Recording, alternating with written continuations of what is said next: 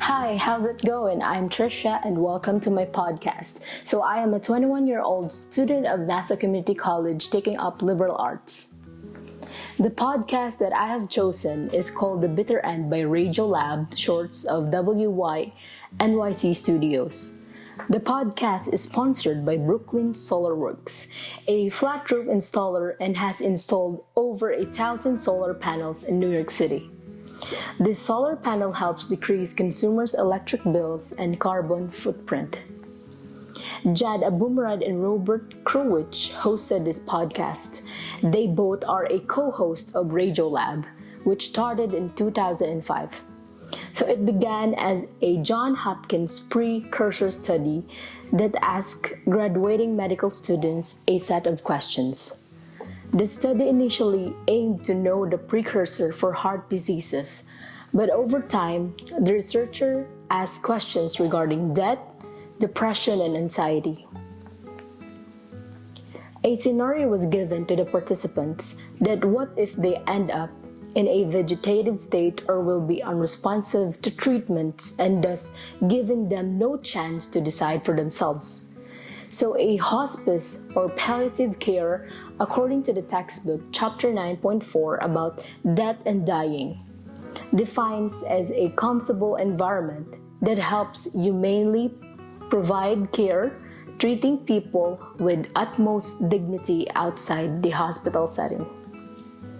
Cicely Saunders created the first hospice in the year 1967. So these are the set of medical interventions or procedures given to the participants, namely CPR or cardiopulmonary resuscitation, IV fluid, major surgery, mechanical ventilation, kidney dialysis, and such. They have included data to represent these medical interventions, and this is the outcome. So approximately 90% said no to CPR, while 60% said no to antibiotics and IV hydration. Moreover, 90% also said that they wanted pain medication instead. To conclude, this data shows that CPR got the most response of no intervention from the participants. The podcasters also interviewed medical doctor Ken Murray, who has written various articles about what is the doctor's perspective about death. Several doctors answered that they rather not have CPR as a medical intervention because it may crack or break the ribs. And about 8% of patients survive each month, and this data was broken down in this manner.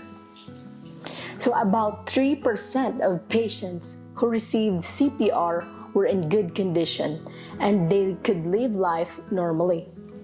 Unfortunately, the other 5% ended up in a chronic vegetative state. They are not that good, but eventually they will not fall into a comatose. Patients in palliative care were given a chance to write a living will or advance directive. So it is a form of legal document that details the intervention the person wants to be done in their body.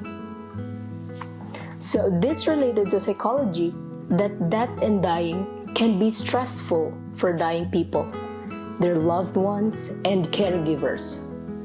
Psychologists can help in this scenario wherein they assess the patient's need of care and provide end-of-life counseling to the dying and clarity of the family.